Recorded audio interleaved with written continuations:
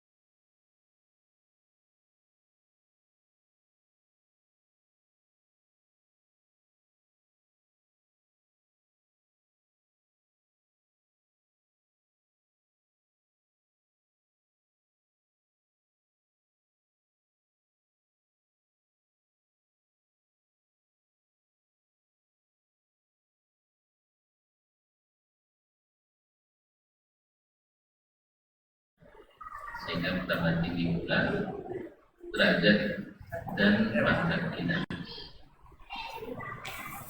Mudah-mudahan salawat dan salam kepada baginda Nabi Muhammad senantiasa menghiasi dan mengiringi majlis-majlis kita ini, sehingga dengan harapan di akhirat nanti kita berhak dan diizinkan mendapatkan syafaat daripadanya. Ma'asyiral muslimin, ma'asyiral muslimat yang dirahmati Allah.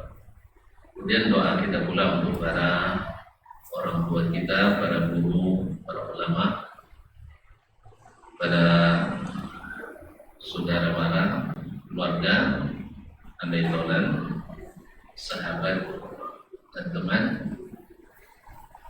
yang hidup, semoga senantiasa diberikan taufik oleh Allah SWT, dan yang sudah mendahului, mudah-mudahan Allah berikan ampunan dan diliputi dengan rahmat.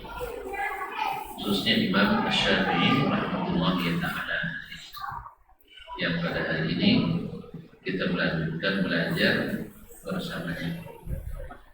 Kaum muslimin, kaum muslimat yang dirahmati Allah SWT, melanjutkan pembicaraan tentang ikhtilafu al-hadis, yaitu hadis yang lahirnya bertentangan dengan hadis yang, tetapi pada hakikatnya tidaklah bertentangan. Seperti pada pelajaran sebelum ini, Nabi melarang salat di 5 waktu. Masih ingat lah?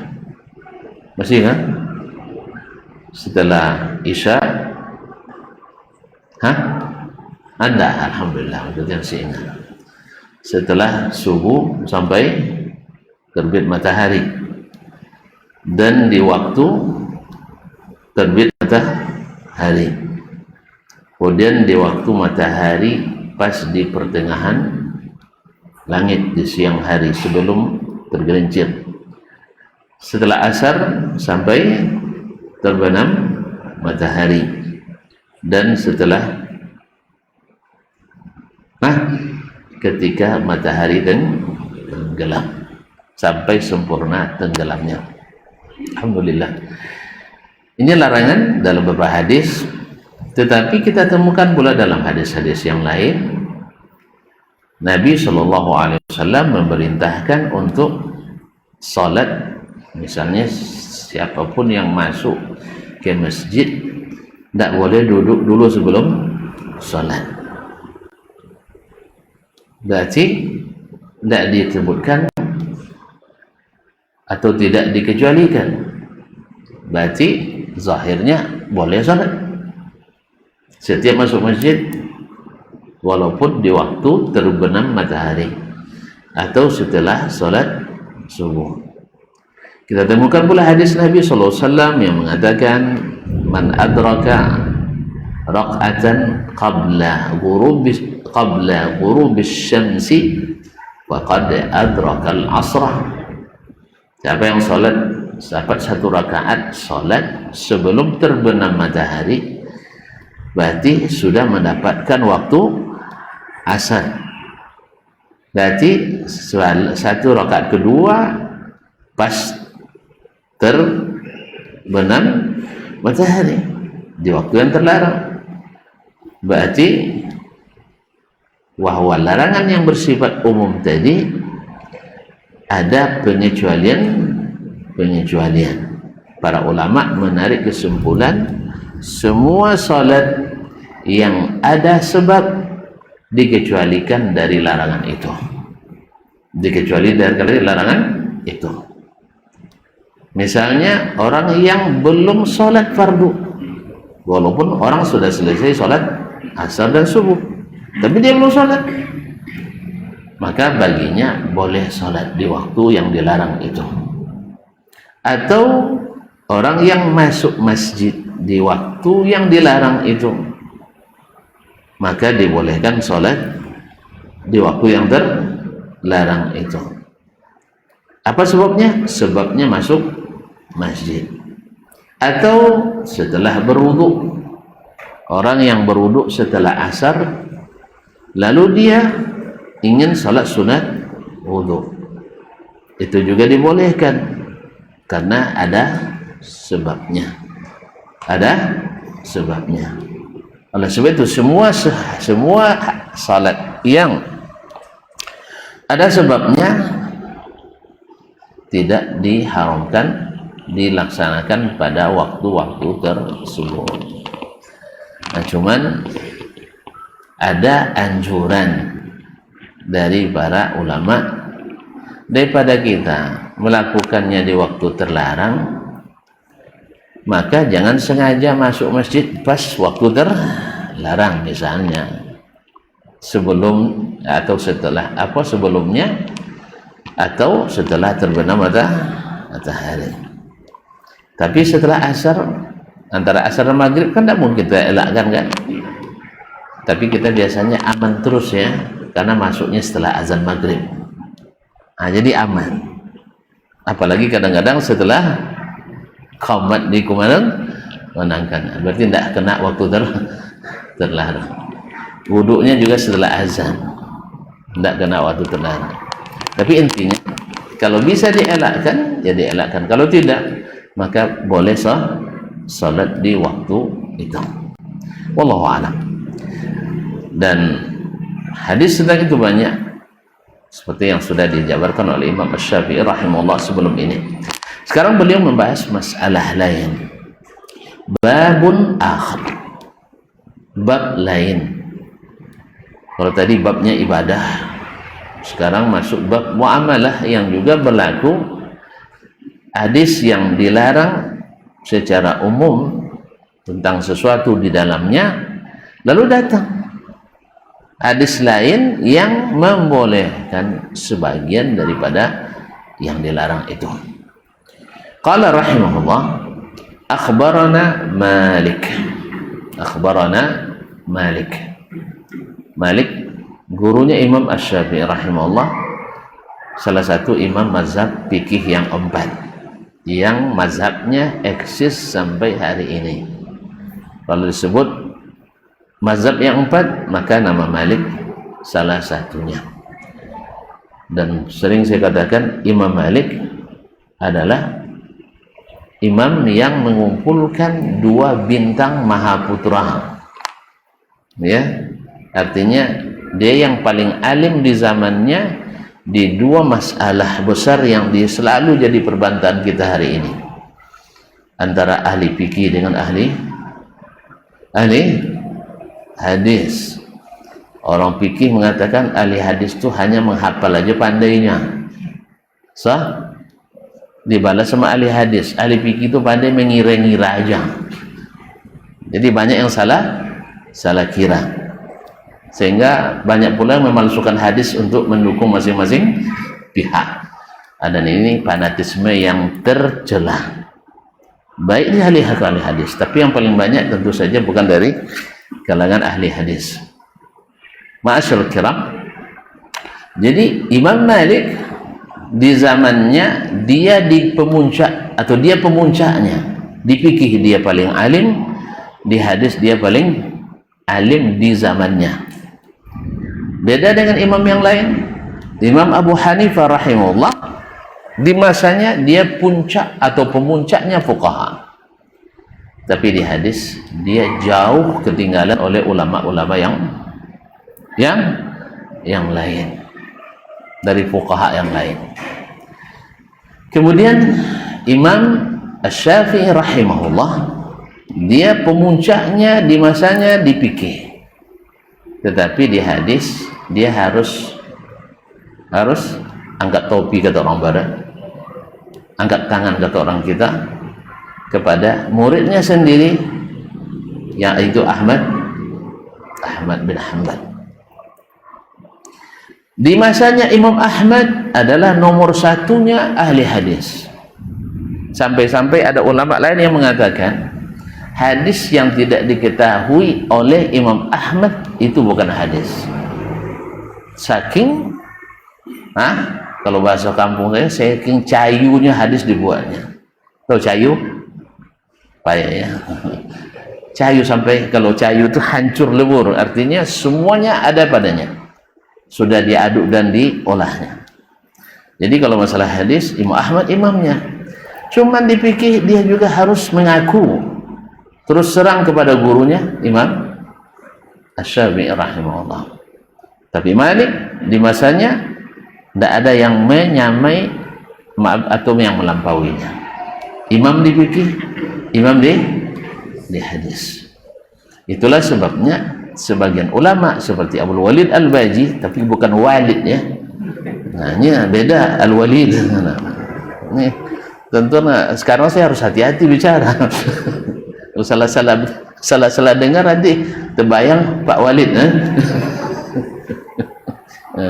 Abdul Walid Al-Baji rahimahullah ketika menasihati kedua putranya Ahmad dan Muhammad, katanya, jangan kamu berdua taklid dalam beragama kepada siapapun kecuali Rasulullah sallallahu alaihi wasallam.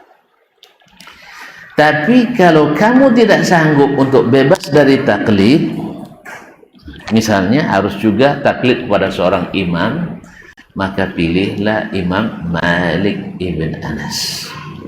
Malik ibn Anas. Kenapa ayah?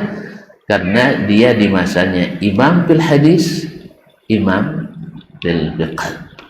Sampai-sampai dia masuk golongan ulama yang tak punya guru kecuali siqah. Tidak belajar dan meriwayatkan kecuali kepada yang siqah. Nah, qala rahimahullah akhbarani Malik, telah menceritakan kepada kami Malik an-Nafi' dari Nafi', an Ibni Umar dari Ibnu Umar, yakni Abdullah ibn Umar ibn al-Khattab al-Adawi. Nah, ketiga-tiga orang ini orang istimewa semuanya. Malik imam mazhab, faqih, muhaddis. Nafi' juga salah satu dari 7 fuqaha Madinah di masa tabi'in. Tabi'in ribuan fuqaha, tapi yang paling terkenal ada 7. Salah satunya adalah Nafi' Maula Ibnu Umar. Abdullah bin Umar bin Khattab adalah satu dari 7 sahabat yang paling banyak meriwayatkan hadis dari Nabi alaihissalatu wassalam. Dia junior bukan senior, tetapi riwayatnya lebih banyak dari yang senior. Zalika fadlullah yu'tihi man yasha. Ma'asyiral kiram, ayahnya dilebihkan di sisi lain, anaknya punya kelebihan di lain sisi. Kalau caranya dengan ayahnya sama, andainya dia jadi khalifah, kalau dia mau itu bisa, karena ketegasannya, kezuhudannya, ibadahnya persis sama dengan ayahnya. Bahkan sebagian yang mengatakan mungkin lebih dari ayahnya, cuman dia tidak mau menjadi khalifah. Apa sebab? Sebab dia tahu resiko jadi khalifah. Kita yang tidak tahu-tahu ini berlomba jadi, walaupun tak mencukupi syarat tapi dipaksakan juga. Habis itu dihujat-hujat semua orang, kan tak bagus kan? Kalau jadi jangan dihujat-hujat lagi. Kaum muslimin dan muslimat dirahmati Allah SWT. Ma'asyil kiram, Abdullah bin Umar ada yang mencalonkan tapi dia tidak mau, sebab berat tanggung jawabnya. Nah, silsilah Malik dari Nafi' dari Ibnu Umar dalam ilmu hadis disebut dengan silsilah az-zahab, silsilatuz zahab atau as-silsilatuz zahabiyah, rantaian emas. Maka riwayat Malik dari Nafi' dari Ibnu Umar adalah disebut dengan as-sahhul asanid, adalah sanad yang paling sahih sedunia. Sanad yang paling sahih sedunia, karena musalsal bil fuqaha wal muhaddisin. Musalsal bil fuqaha wal muhaddisin, yaitu rantaian para ahli fikih dan ahli hadis. Ketiga-tiganya adalah ahli fatwa. Anna Rasulullah sallallahu alaihi wasallam naha 'anil muzabanah. Nabi sallallahu alaihi wasallam melarang al-muzabanah, yaitu jual beli dengan cara muzabanah. Apa al-muzabanah? Tafsirnya langsung dalam hadis. Baik ini hadis, zahirnya tafsirnya dari Nabi alaihissalatu wassalam. Sebagian mengatakan tafsirnya dari Abdullah bin Umar. Tetapi walaupun dari Abdullah bin Umar, dia lebih paham perkataan Nabi daripada generasi setelahnya. Maka wal muzabanah bai'us thamari bit tamri, bai'us thamari bit tamri, yaitu menjual as-samar. As-samar artinya buah yang masih ditangkai. Kalau masih ditangkai berarti namanya rutab, yaitu buah yang masih segar. Maka kalimat as-samar ditafsirkan oleh pensyarah hadis, maknanya adalah ar-rutab. Tahu rutab? Bukan rutab, bukan. Itu atap itu, lantai di atas, bukan. Rutab. وَهُزِّي إِلَيْكِ بِجِذْعِ النَّخْلَةِ تُسَاقِطُ عَلَيْكِ رُطَبًا جَنِيًّا. Nah, Maryam disuruh menggoyang pokok korma. Baru melahirkan bisa goyang pokok korma ya, bisa menguncur. Kalau istri kita habis melahirkan, nyuci piring saja disebut-sebut terus. Nyuci piring setelah melahirkan, itulah abang tak bantu dulu nyuci piring. Padahal nyuci Honda kita bantu, nyuci mobil kita bantu kan, tapi nyuci piring disebut ini mengguncang pokok korma. Awak yang tak sedang melahirkan payah ngojan, tapi begitulah. Memang orang kuat itu beda dengan orang yang manja. Biasa goyanglah pokok korma itu, hendaklah ya pokok korma. Tusaqat alaiki rutaban janiyah. Ini dia nanti akan berikan buah-buah yang segar, berjatuhan. Ini namanya rutab, buah yang masih ditangkai. Jadi as-samar di sini adalah rutab. Jadi Nabi melarang menjual buah segar yang masih dia tangkai dengan buah kurma yang sudah kering. Kailan, na'am, yaitu dengan takaran. Satu misalnya satu sa', satu gantang, tahu gantang? Satu cupak, tahu cupak? Gantang nggak tahu, cupak tahu. Pada gantang lebih besar dari cupak. Tahu saya? Satu gantang sama dengan ahsan, masya Allah. Ini nanti makan malamnya dengan saya. Kita makan bersama. Allah musta'an. Satu gantang, 2 cupak setengah. Dah, satu gantang, 2 cupak. Cupak tahu kan? Tahu? Dah tahu cupak. Cupak. Satu cupak kurma yang sudah kering atau disebut tamar, tidak boleh dijual dengan satu cupak rutab, yaitu yang masih ditangkai, yang sudah. Alasan dilarangnya nanti Nabi akan tanyakan di hadis yang setelahnya. Ayang kusu ar-rutabu idza yabis. Rutab itu kalau kering berkurang enggak? Berkurang enggak? Berkurang. Ketika dia masih segar, dia akan penuh. Ketika kering, sudah tidak penuh. Sama ikan segar, itu balik ya. Ikan segar kalau belum dikeringkan lebih berat dari ikan kering. Betul saya itu salah? Makanya enggak. Ini masuk khilaf dari para ulama, apakah menjual ikan kering sekilo dengan ikan segar sekilo boleh atau tidak? Jumhur mengatakan enggak boleh. Enggak boleh. Tapi sebagian mengatakan boleh karena tidak termasuk barang riba. Barang riba. Hukum ini berlaku pada sesuatu yang mesti dijual dengan timbangan yang sama dan takaran yang sama. Sedang ikan tidak mesti dijual dengan jenis yang sama, dengan takaran yang sama atau timbangan yang sama. Misalnya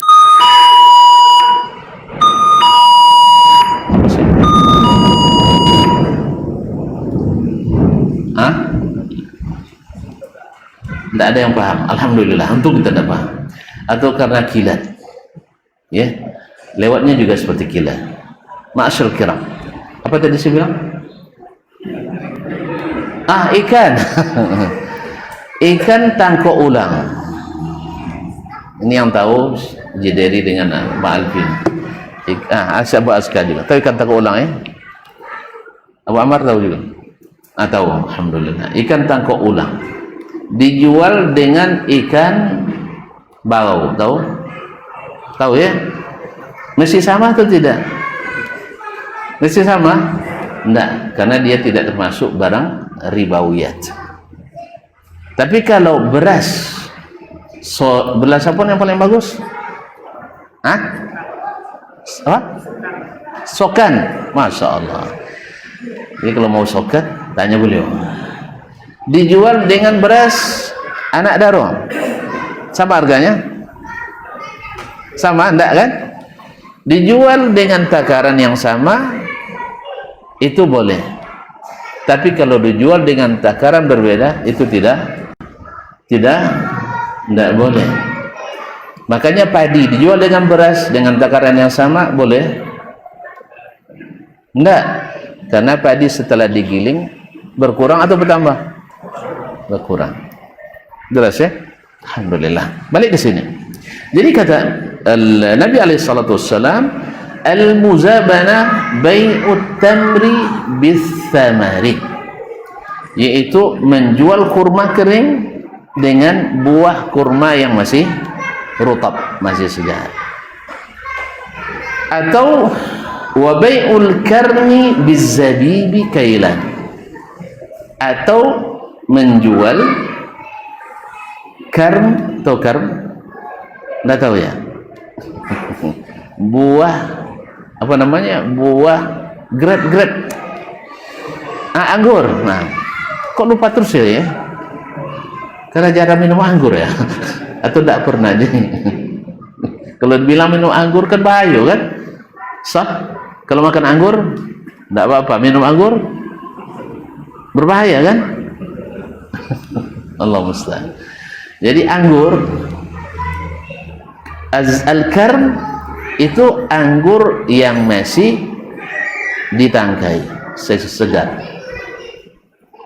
yang sudah bisa dipetik, Kalau dalam syair Farasdak disebutkan sudah mengkilat kal karmi, seperti fi unqudihi, seperti mengkilat ditimpa mentari di tangkainya.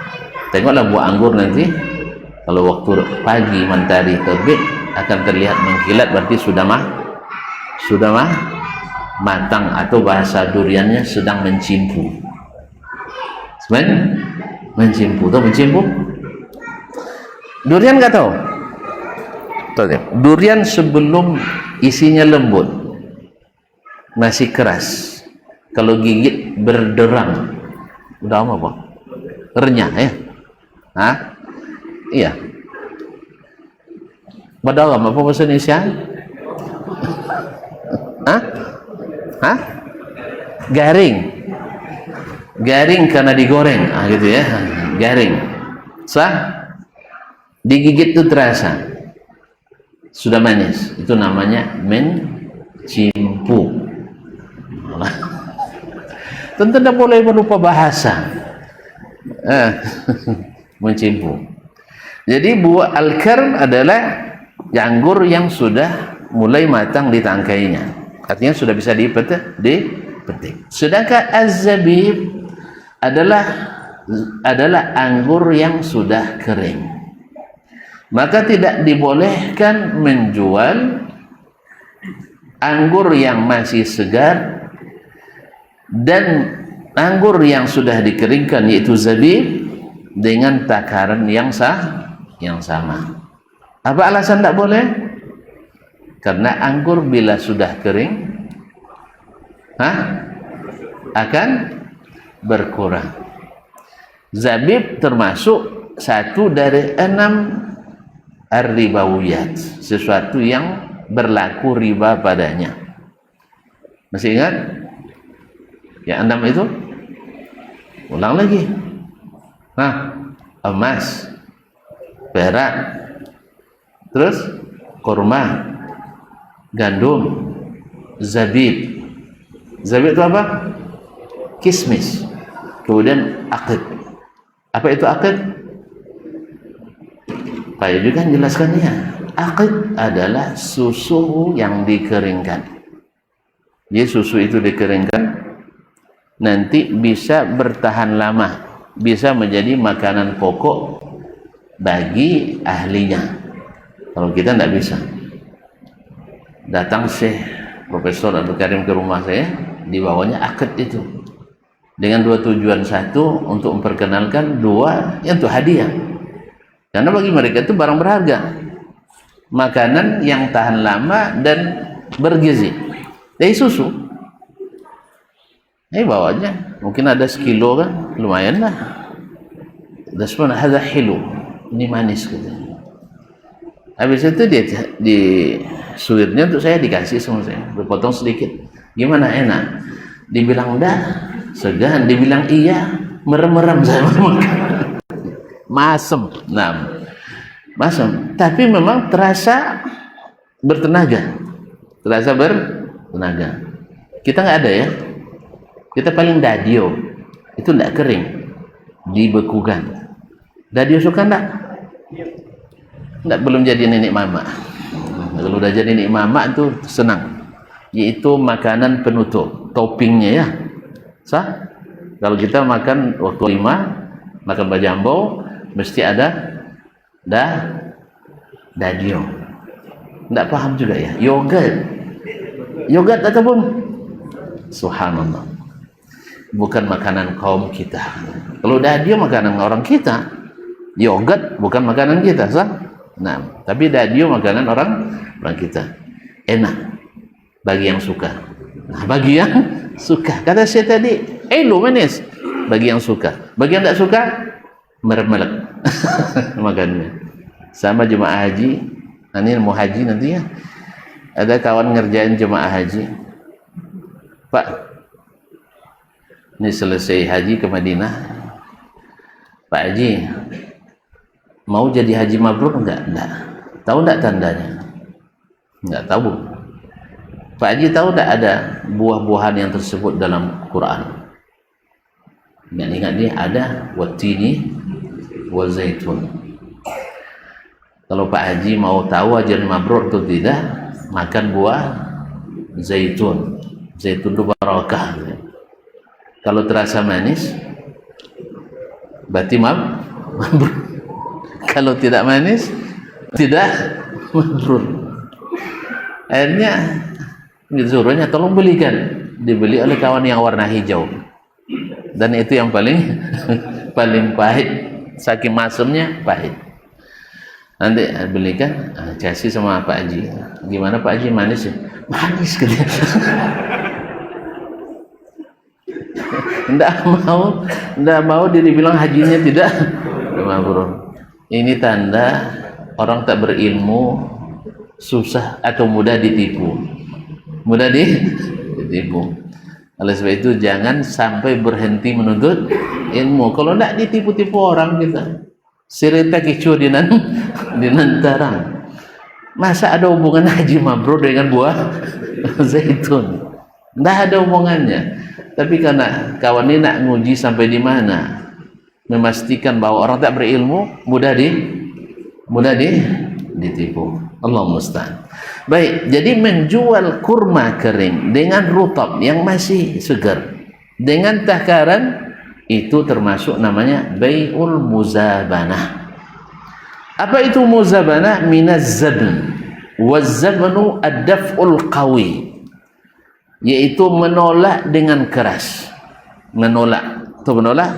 Mendorong dengan keras. Kenapa bai'ul muzabanah disebut bai'ul muzabanah? Karena ini sering membuat orang saling menolak. Setelah terjadi pembelian jual beli, tiba-tiba disimpannya, akhirnya apa?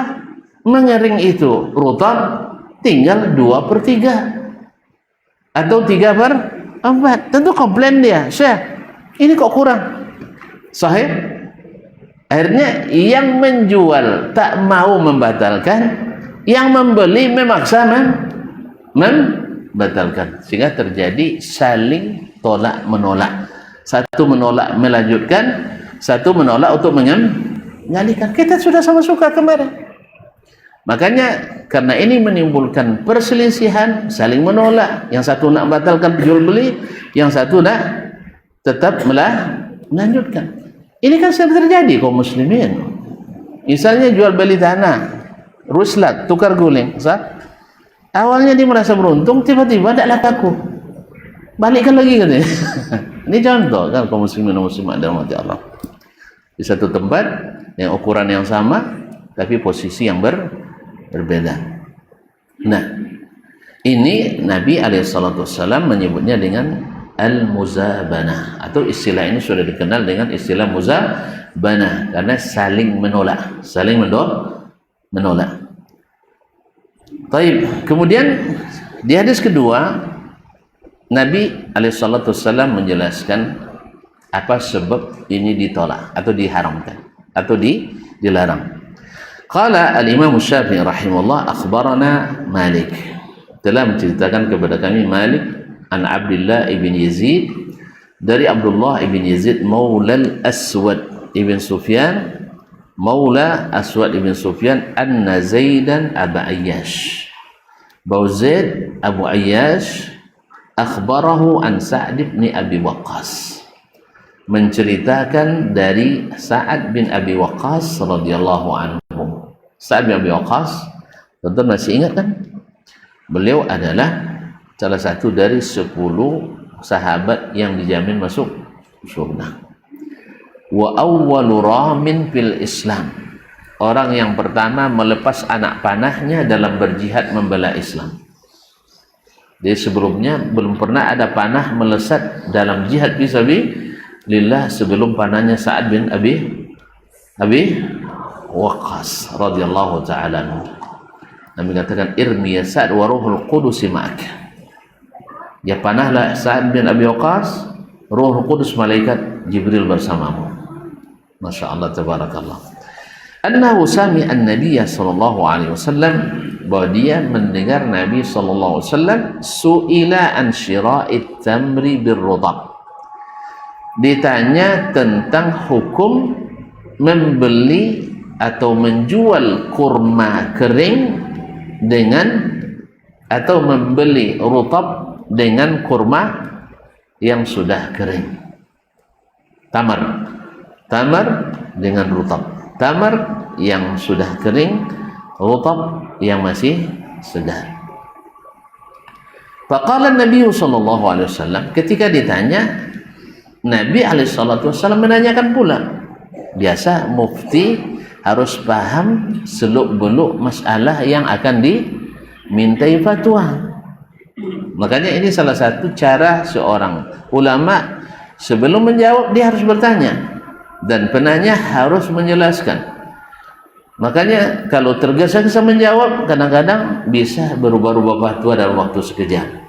Maka Nabi tanyakan, ayam kusur rutabu idza yabis, bila kurma rutab itu kering, dia berkurang atau tidak? Qalu, mereka jawab, na'am, pasti berkurang ya Rasulullah. Maka Nabi sallallahu alaihi wasallam jawab, fanaha an zalik. Maka Nabi melarang hal tersebut, melarang menjual kurma yang kering dengan kurma yang segar. Karena apa? Karena akan menyebabkan perselisihan. Baru terasa berbeda ketika jumlahnya atau menyusut. Kalau masih di atas, masih itu belum menyusut, ya aman-aman aja. Tapi setelah menyusut, baru kita menyesal. Akhirnya komplain. Yang dilaporkan akhirnya melaporkan sang pelapor. Kan apalagi zaman kita sekarang ya, banyak pelapor dilaporkan lagi. Makanya oleh sebab itu jangan sering melapor, nanti Anda dilaporkan pulang. Dah, nikmati aja lah 5 tahun saja. Kaum muslimin muslimin, ya nikmati saja.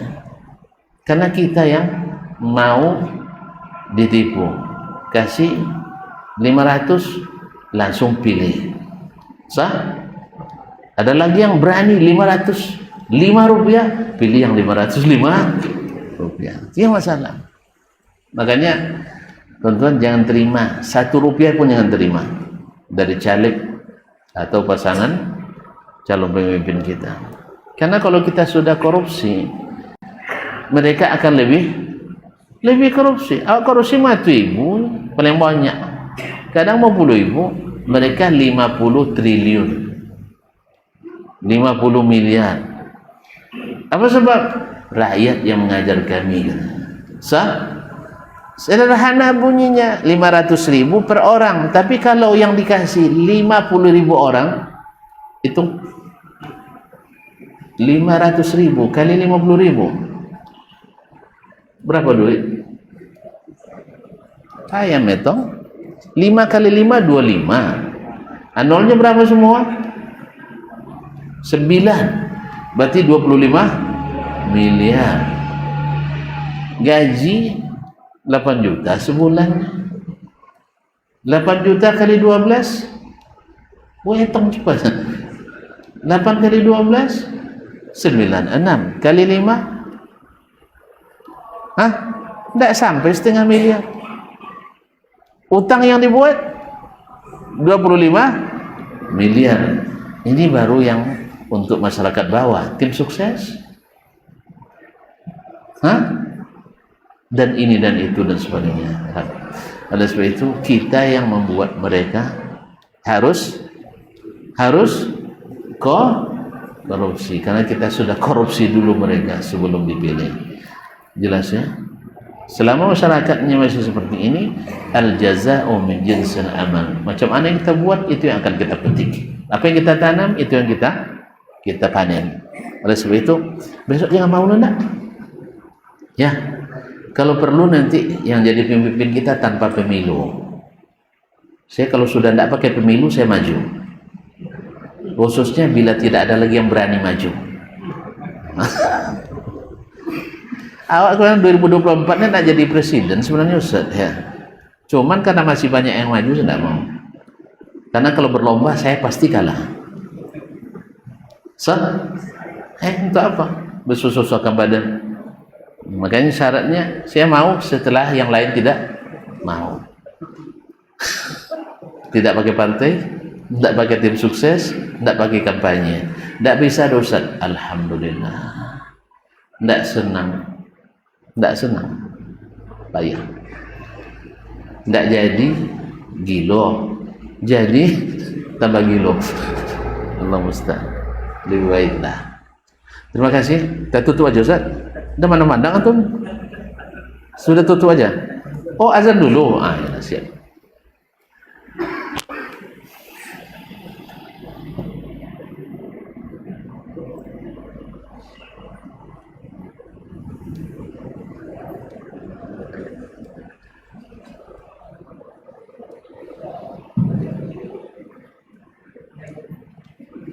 Allah.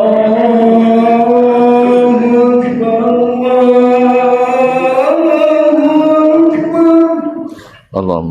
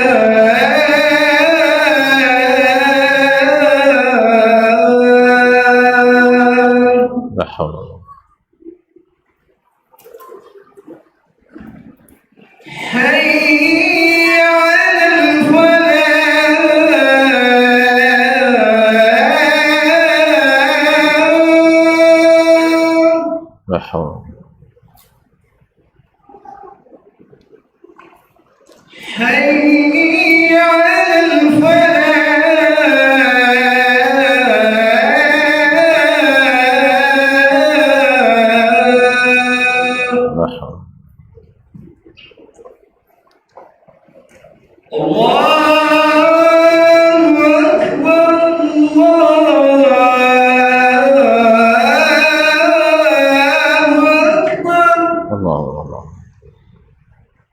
ونشهد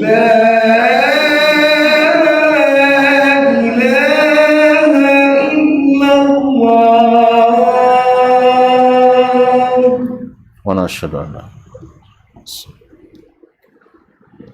اللهم رب هذه الوقت والصلاة.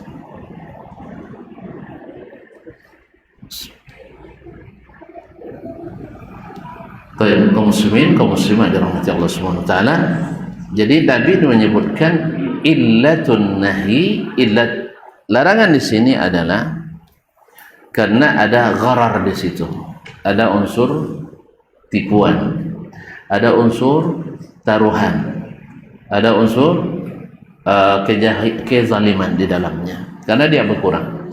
Maka Nabi melarang ayang qusu idza yabis. Apakah dia berkurang setelah kering? Qalu na'am. Dia akan berkurang. Fanaha an zalik. Maka dia melarang hal tersebut. Tapi kemudian Imam Syafi'i melanjutkan tentang jenis muzabanah yang dibolehkan. Jadi secara umum dilarang bai'ul muzabanah, yaitu menjual sesuatu yang jelas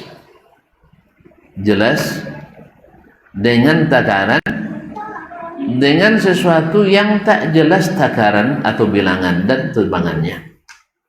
Seperti tadi, kurma setelah kering jelas takarannya 1 sa'.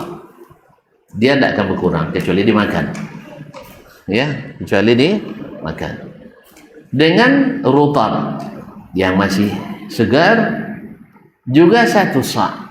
Tetapi bila kering dia akan berkurang. Ini tidak dibolehkan. Tidak dibolehkan. Kapan dibolehkan? Muzabanah bila salah satu dari keduanya dibanyakkan sehingga ketika kering hasilnya sama. Itu syarat pertama. Yang kedua, tidak termasuk barang yang masuk riba di dalamnya. Kurma masuk tidak riba dalamnya? Masuk. Berarti tetap tidak dibolehkan sekalipun rutubnya dibanyakkan. Tapi kalau ikan boleh tidak? Ikan kering dengan ikan segar? Hah? Tidak. Kecuali dengan 2 syarat tadi.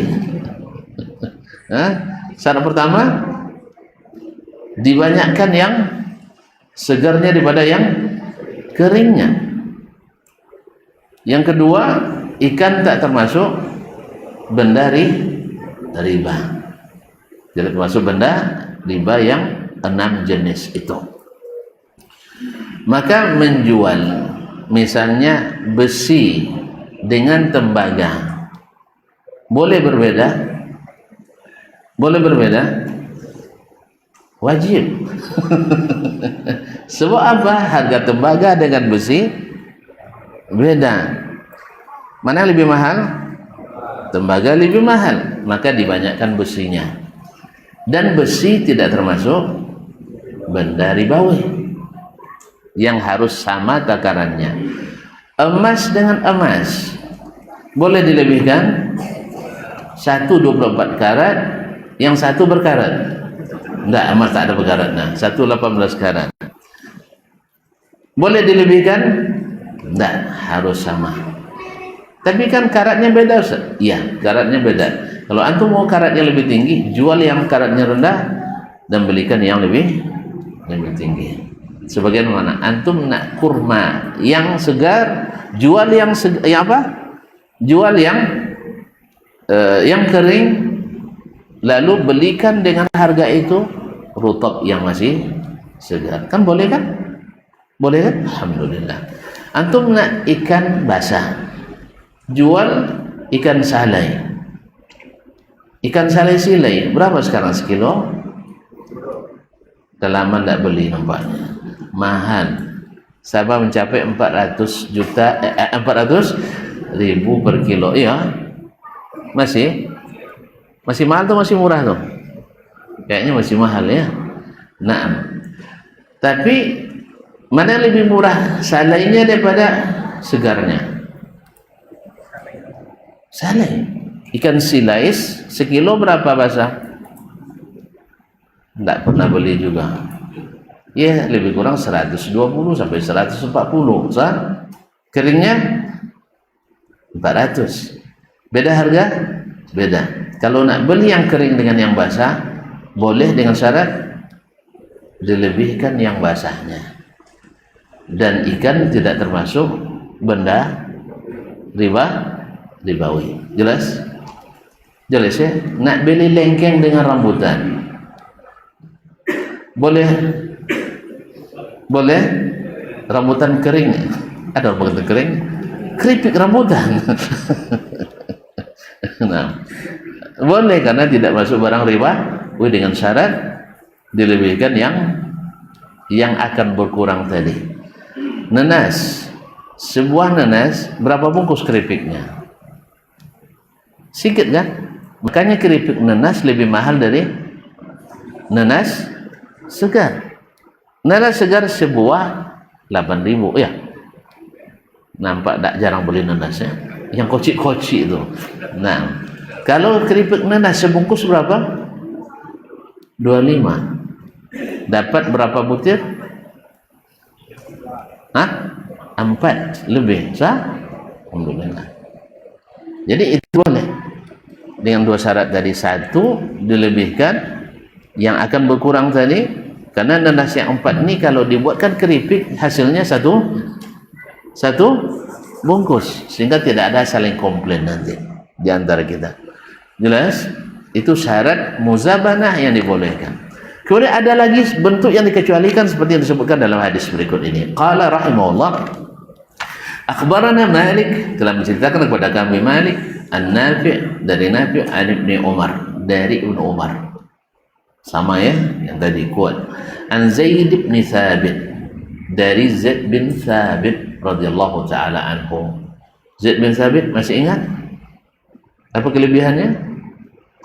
Orang pertama yang dapat tugas mengumpulkan Al-Qur'an. Mengumpulkan Al-Qur'an. Nah, itu Zaid bin Thabit radhiyallahu taala anhu. Berarti dia hafiz apa tidak? Ya jelas.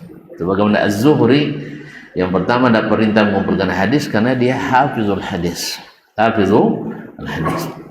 Anna Rasulullah sallallahu alaihi wasallam, bahwa Rasulullah sallallahu alaihi wasallam rakhasa li sahibil ariyati ay yabi'aha bi kharsiha. Nabi sallallahu alaihi wasallam memberikan rukhsah, keringanan, artinya mengeluarkan dari yang haram tadi, yaitu membeli rutab di atas pohonnya dengan kurma kering sisa kebutuhan pokoknya. Kapan boleh dimulai? Kapan boleh dilakukan? Dengan syarat juga satu yang pemilik kurma ini tidak memiliki kebun kurma, tidak memiliki batang kurma. Ibaratnya pemilik orang ingin durian, dia tidak punya pohon durian. Tentu musim durian ingin juga kita yang baru jatuh, sah? Daripada yang entah kapan jatuhnya, tahun lalu jatuhnya. Nah, ingin dia buat kurma segar. Dia tidak punya uang untuk membelinya. Kemudian termasuk syaratnya oleh ulama adalah tidak memiliki harga beli. Dia hanya punya kurma kering yang dia beli mungkin setahun yang lalu masih sisa, dan di saat mendekati atau pas musim panen kurma sekitar bulan Juni, Juli, Agustus dan di musim panas. Nah, di musim panen itu maka diberikan rukhsah. Orang sepanjang tahun makan kurma kering terus, tidak makan kurma segar. Beda dengan sekarang. Sekarang kan kurma sekarang orang sudah punya banyak freezer. Ya, rutab yang tahun lalu masih bisa kita makan di tahun ini. Kalau dulu kan tidak. Cara orang mengawetkan makanan semuanya atau hampir semuanya dengan cara mengeringkan. Enggak, ada Ustaz dengan memasukkan dalam es batu, itu dikutub. Itu dikutub. Kalau di padang pasir yang ada adalah mengeringkan. Maka susu bagi mereka dikeringkan, bukan diyogatkan. Beda dengan orang kutub utara, kutub selatan, susunya dibekukan, bukan dikeringkan. Cuma bulan mengeringkan, matahari sejam ini sehari. Kalau ini gimana untuk nak membekukan? Yang beku aja cair dibuat oleh menterik-menteriknya matahari. Nah, jadi makanya masing-masing punya itu. Jadi kaum muslimin dan muslimat yang mati Allah, jadi dia tidak makan yang segar sampai panen. Nah sekarang orang nak panen, dia tidak punya uang untuk beli yang segar. Yang ada adalah dalam bentuk kurma. Jelas? Maka diberikan rukhsah oleh Nabi SAW untuk menjual kurmanya yang kering, membeli kurma yang masih segar. Misalnya di khars dikira berapa kira-kira buah yang di atas, lalu diberikan sebanyak itu takaran kurma. Jelas? Dari kelebihan nafkah atau di kelebihan sisa makanannya, supaya dia bisa bersama kaum muslimin menikmati kurma segar. Nah, ternyata Nabi SAW memperhatikan pula perasaan orang, ya. Tapi jangan mentang-mentang dipertimbangkan perasaannya. Semua agama lewat perasaan. Semua sudah diatur Nabi SAW. Syaratnya satu, dia tidak punya uang untuk beli. Dua, tidak memiliki batang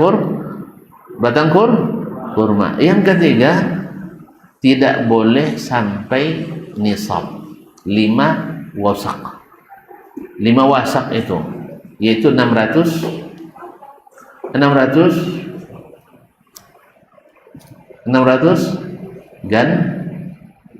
gantang sa', yaitu 600 sa' tadi. Tidak boleh sampai 600 sa'. Kalau 600 sa' lah jadi orang kaya, pengusaha kurma pula dia lagi. Nah, jadi duna khamsati awsuq. Ya, bukan untuk disimpan, tapi untuk dimakan, dan bukan pula untuk diperdagangkan, tapi untuk dimakan. Itu namanya ariyah. Jamaknya arayah. Qala akhbarana Ibnu Uyainah, Imam Syafi'i mengatakan telah menceritakan kepada kami Ibnu Uyainah, Sufyan ibn Uyainah al-Hilali Abu Muhammad al-Makki, Az-Zuhri, dari Imam Az-Zuhri. Kalau tadi Zaid bin Thabit yang pertama mengumpulkan Al-Quran, Az-Zuhri yang pertama mengumpulkan Al-Quran secara resmi atas perintah Khalifah Umar bin Abdul Aziz. An Salim, dari Salim bin Abdullah bin Umar bin Al-Khattab, an abihi, dari bapaknya Abdullah bin Umar, an Zaid bin Thabit, dari Zaid bin Thabit radhiyallahu ta'ala anna Nabi sallallahu alaihi wasallam rakhasa bil arayah. Nabi memberikan rukhsah untuk arayah tadi, yaitu membeli kurma kering, membeli kurma basah dengan kurma kering dengan syarat tadi, yaitu seseorang yang tidak memiliki uang untuk beli dan tidak memiliki batang kurma dan tidak sampai membeli sebanyak nisab 5 wasak. Hanya untuk konsumsi rumah tangga, bukan untuk menjadi orang kaya. Nah, qala Syafi'i rahimahullah, lalu Imam Syafi'i mengatakan, fakana bai'ur rutabit bitamri manhiyan anhu. Dulu atau kesimpulannya, walhasil, menjual rutab dengan tamar, yaitu kurma kering, manhiyan anhu, dilarang. Apa sebab? Linahyin Nabi sallallahu alaihi wasallam, karena Nabi melarang itu. Nabi melarangnya. Wa bayyana Rasulullah sallallahu alaihi wasallam, dan Nabi menjelaskan sallallahu alaihi wasallam annahu innama naha anhu, Nabi melarangnya li'annahu, karena ilatnya yang kusu idza yabis, karena rutab itu berkurang bila kering. Wa qad naha anit tamri bit tamri illa mithlan bimithl, padahal Nabi melarang menjual kurma dengan kurma kecuali harus sama takarannya, harus sama takarannya dan mesti hadir cash. Kurma dengan kurma tidak boleh ambil nanti bayar yang satunya nanti, tidak, harus sama dan harus di tempat munajazah. Falamma nadhara fil muta'aqqabi min nuqsanir rutabi idza yabis, tatkala beliau melihat hasil akhir dari rutab berkurang bila kering, kana la yakunu abadan mithlan bimithl, berarti tidak terjadi jual beli kurma dengan kurma sama takarannya. Sebab rutab kalau sudah kering jadi kurma, jadi tamar. Sekarang setelah kering jadi tamar, tidak sama lagi ukurannya, maka dilarang. Maka dilarang. Taib, iz kana an-nuqsanu mughayyaban la yu'raf. Tatkala itu kekurangan itu belum diketahui. Mughayyaban, masih barang gaib. Berapa kurangnya? 1/3, 1/4, 1/5, 1/6, tidak diketahui. Fakana yajma'u ma'dayaini, saat itu jual beli ini mengumpulkan dua sebab dilarang, dua makna. Satu, ahaduhuma tafadul bil makilah. Yang pertama, menjual barang yang sama tapi berbeda ukurannya, berbeda takarannya. Barang yang sama lalu berbeda takarannya, ini tidak dibolehkan dalam tamar atau kurma. Wal akhar al muzabanah, yang kedua adalah bai'ul muzabanah, yaitu menjual kurma kering untuk membeli dengan membeli kurma basah. Berarti dua illah membuat jual beli ini terlarang. Satu, tidak memenuhi syarat mesti sama kurma dengan kurma, jelas. Yang kedua, bai'ul muzabanah, wa hiya bai'u ma yu'rafu kailuhu bima yujhalu kailuhu min jinsihi, yaitu menjual sesuatu yang sudah diketahui takarannya, yaitu kurma yang kering ini, bima yujhalu kailuhu min jinsihi, dengan sesuatu yang belum diketahui takarannya karena masih basah, besok akan berkurang, belum diketahui, padahal dia satu jenis, yaitu sama-sama kurma. Fakana manhiyan limaknayaini, karena dua ilat ini dilaranglah jual beli seperti ini. Dilarang jual beli seperti ini karena kurma dengan kurma wajib sama. Yang kedua, bahwasanya menjual kurma yang kering dengan kurma yang masih basah itu dilarang. Wabillahi taufiq. Falamma rakhasa Rasulullah sallallahu alaihi wasallam fi bai'il araya bitamri kailan lam ta'dul araya an takuna rukhsah. Nah, ini hukum asal yang tadi. Tatkala kita bandingkan dengan rukhsah Rasulullah SAW dalam bai'ul araya, yaitu seseorang yang tak memiliki pohon kurma dan tidak punya uang untuk beli rutab, jelas. Yang ada padanya adalah kurma yang merupakan bahan makanan pokok di rumahnya berlebih. Nah, dia ingin pula makan rutab dari kelebihan itu, maka ini dibelikan keringanan oleh Rasulullah sallallahu alaihi wasallam. Nah, yang seperti ini kata Imam Syafi'i rahimahullah, lam ta'dul araya an takuna rukhsah. Berarti araya, jual beli yang seperti ini itu pengecualian, rukhsah dari larangan umum tadi. Itu pengecualian dari umumnya larangan tadi.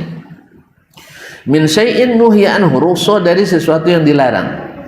Aw lam yakunin nahyu anhu anil muzabanati warrutabi bitamri illa maqsudan bihima ila ghairil araya, atau larangan muzabana, yaitu menjual rutab dengan kurma, kecuali dimaksudkan dengan keduanya selain arayah, selain bai'ul arayah. Fayakunu hadza minal kalamil 'am alladzi yuradu bil khas. Sehingga hadis ini adalah termasuk bagian dari perkataan umum tapi maksudnya khusus. Perkataan umum tapi maksudnya adalah khusus. Tidak boleh menjual atau membeli rutab dengan kurma kering. Maksud Nabi adalah selain daripada ariyah atau arayah. Dah paham arayah tadi?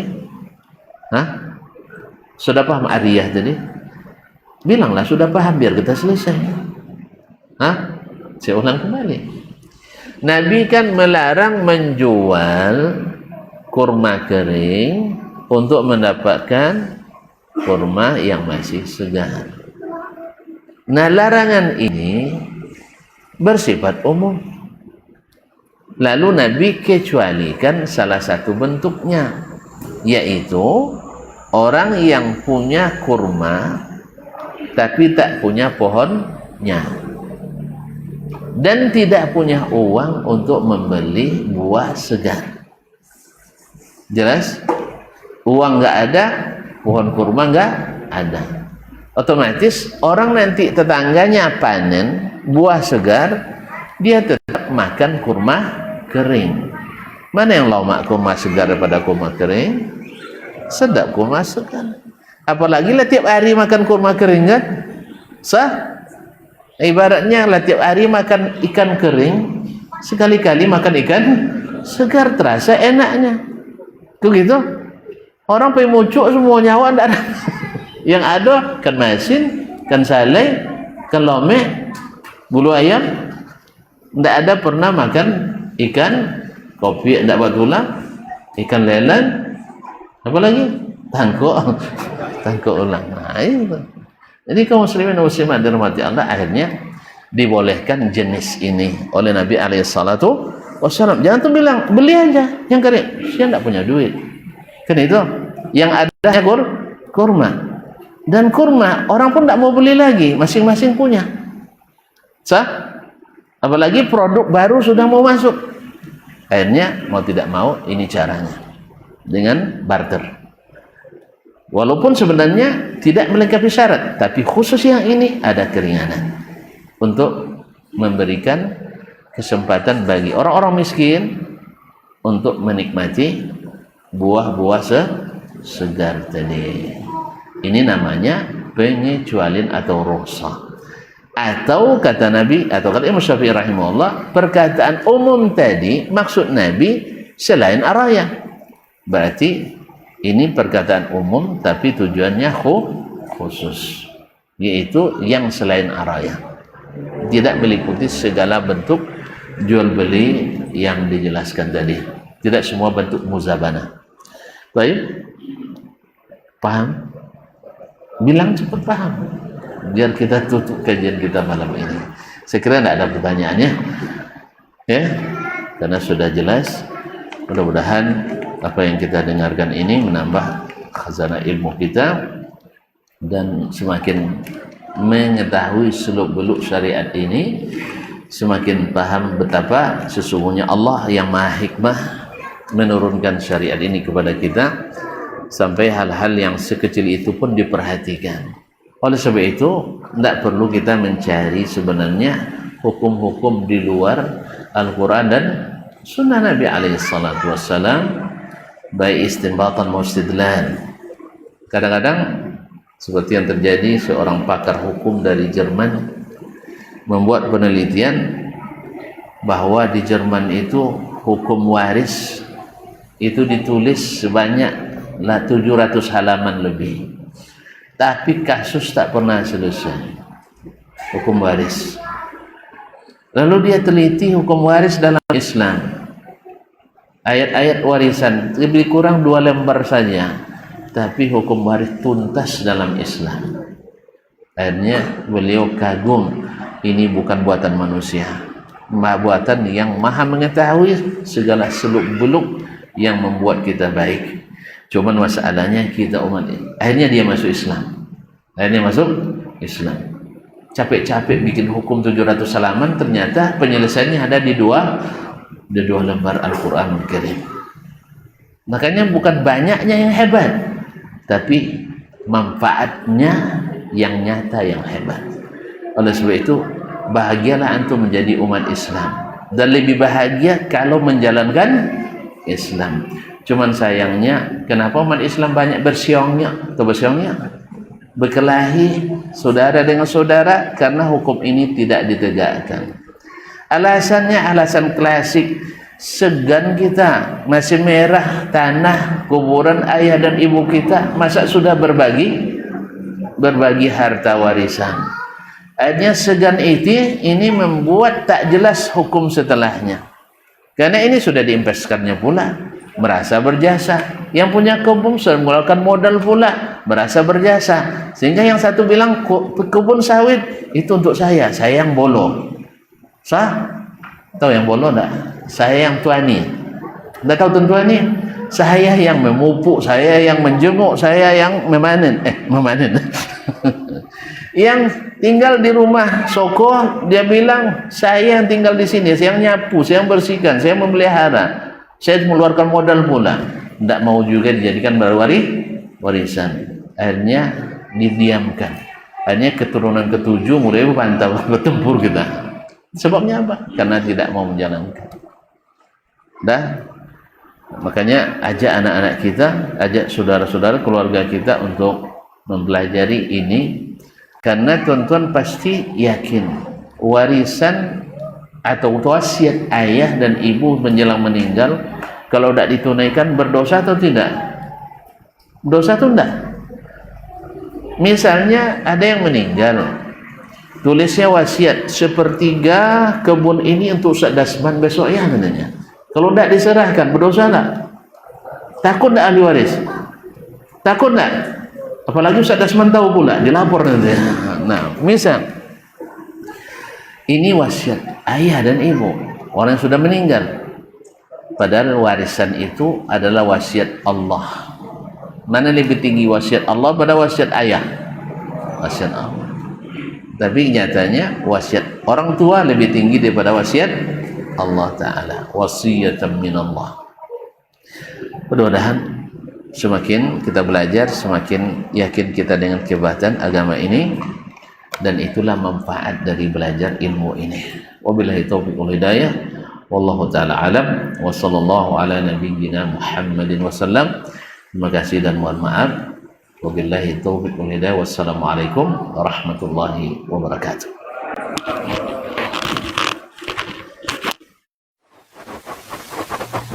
Barometer amal kita saleh tak salehnya di salat kita. Bila salat kita ikhlas dan sesuai dengan sunnah Nabi SAW, maka insya Allah amalan yang lain. Ini aktivitas ini membantu saya di akhirat atau akan menyulitkan saya di akhirat? Kalau seandainya perbuatan itu ternyata akan menyulitkan kita di akhirat kelak, tinggalkan perbuatan itu. Anta ni'mal jund. Kamu adalah sebaik-baik prajurit. Coba lihat. Kamu adalah sebaik-baik prajurit. Maka tujuannya adalah menghancurkan kehidupan rumah tangga.